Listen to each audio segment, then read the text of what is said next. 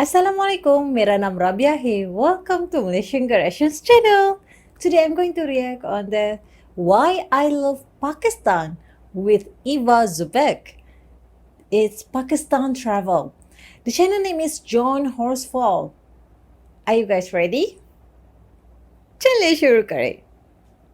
Which was Pakistan.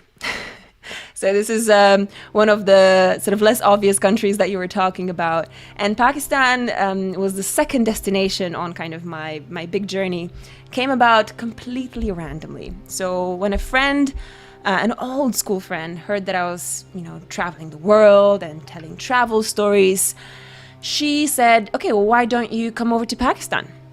I'm here, I'm living here. And I was like, I don't know, I mean, Pakistan, she's, this like tiny blonde girl with blue eyes, really sweet and gentle. And I was like, you're in Pakistan? Like, that doesn't seem like the kind of place that you would travel to. She's like, no, it's completely different from what you expect. Come over, you'll see for yourself. So I got my visa, got my ticket, and then from Nepal, I flew to Pakistan. And I was like, oh my God, where am I going? Pakistan, I've heard so much about Pakistan. Only bad things, right? You hear about these countries like, oh God, there's violence, there's terrorism. Like, you imagine things like people on the streets just have like guns with them, and there's probably not much to see. And so I was imagining all these things, repeating these sort of like media narratives that we hear in our daily lives. In my head as I was boarding the flight to Islamabad in Pakistan. And landed, and within maybe an hour, my entire perception of not just Pakistan, but the world and life, if I may exaggerate a little bit, changed just almost instantly. I landed expecting to visit some sort of war zone with very little to see. And I found a city that was lined with beautiful green trees, nice cars, nice people who were smiling at me, not carrying guns. I just realized, oh my God, maybe I was wrong about this place. And then I stayed in Pakistan for a couple of weeks, traveling to the north, which is a very beautiful mountainous region, some of the tallest mountains in the world, amazing nature, valleys, really kind people, interesting culture. And spending 2 weeks, just the sort of initial 2 weeks there, made me reconsider how I viewed the world and why I had viewed the world in those ways. Kind of having succumbed to all the like sort of negative biases and stereotypes that I had been exposed to through sort of mainstream media, and never really having questioned them before, until of course I experienced them on my own skin and the fact that they just were not true. And so my 2-week adventure with Pakistan turned into a 1-year-long stay in Pakistan. I ended up staying for a year, traveling all across the country, making videos about, sort of travel, culture, food in Pakistan. And that was the real beginning, I would say, of the journey. And that's what brought me here. Wow. And I suppose what I loved is probably when you went out to Pakistan, as you said, the media tabloids, especially around that sort of time, were probably just full of horror stories. Yeah. And I imagine, your parents and friends and family were convincing you left, right, and center to abandon this idea that you had, this crazy idea. Oh my God. I mean, the things I heard, my family and friends definitely thought I was probably a little bit mad by that point, because I had quit everything, back in London. And then next thing they know, I'm traveling to Pakistan of all places. So they definitely had some serious questions. And I'm not surprised, of course. I would probably do the same for my friends. But it was definitely an unusual decision. And the thing is that, the longer I stayed in Pakistan, the more they worried, the more passionate I became about sort of telling them and showing them just how beautiful and different it was to what maybe they were also kind of expecting and what they had been imagining. So it definitely, in very interesting ways, it was also a journey. Like, it was a journey for me in sort of creating content on sort of public platforms like YouTube and Instagram about this amazing place, but also kind of a more personal journey into trying to convince my family that not only was I making the right decision by quitting my job in London and pursuing something completely new and different, and very sort of risky in a sense that there was no guarantees that I would succeed, but also then going to places like that as a solo female traveler. And I think that was something that worried them the most, but that was also the kind of niche that I was the most passionate about. What was a sort of moment that you had there where you were like, this is one of the best moments of my life? Oh, where do I begin?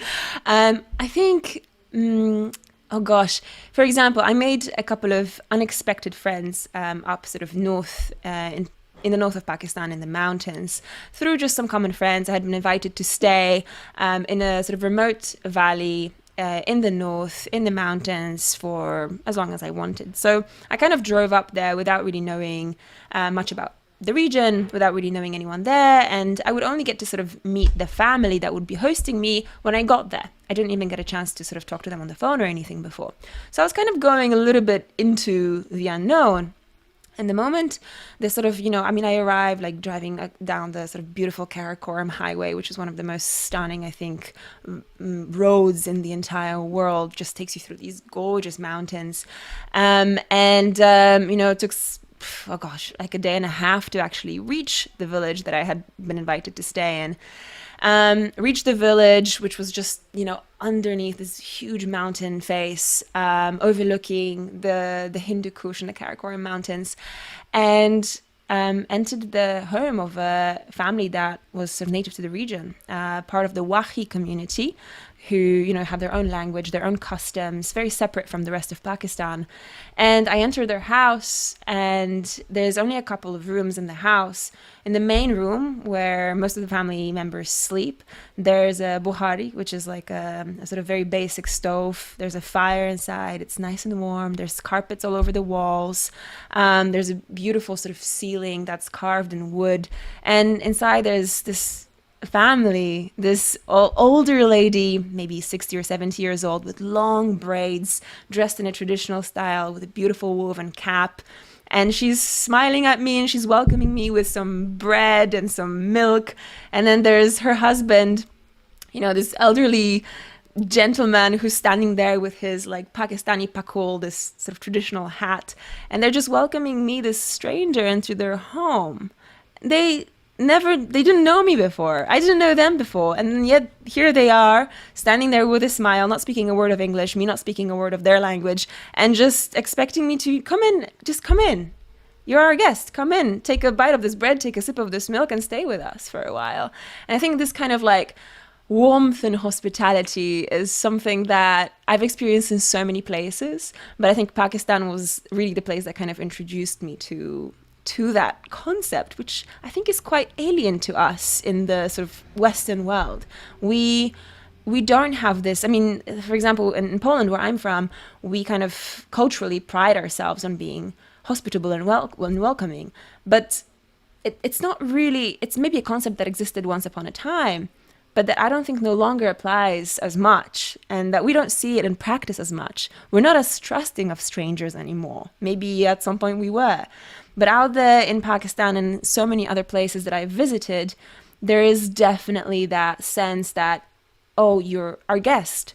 Come and share our home with us. Come and share our food with us. And that's definitely been like the most beautiful experience or set of experiences that I've collected on my travels. Is this kind of the hospitality that I've experienced has just been absolutely mind-blowing. Yeah, I think when you travel, that is the one thing you always take, is the unbelievable hospitality that you get in some of these countries, and ones that you would not expect at all. I remember, it reminds me of a sort of time when we were traveling through Turkey and we were up in Mount Ararat, which I think is famous for where Noah's Ark less rested or something along those lines. And anyway, we were driving up, I think, to camp for the night, and we came across a sort of shepherd's hut. And as we drove in, we were like, oh, shh, it's someone's place. Let's turn around. And they're like, no, come on in. This little bell tent in the middle of the mountain, the last bit on the road. No one would ever go up there.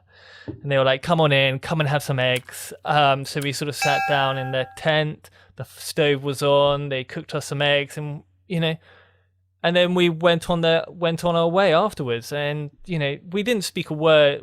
We couldn't understand a word that they were saying, but it is this sort of hospitality and this generosity that comes back again and again and again when you travel. And I think I find a lot of that hospitality, you experience it in some of the places that have some of the worst reputations for kind of other human beings, Again, Pakistan, I think for a lot of people who don't know much about the country, the first association would be of, something terrible will happen to me if I go there, and not, oh, well, wait, hang on, maybe someone will welcome me into their home, with bread and milk.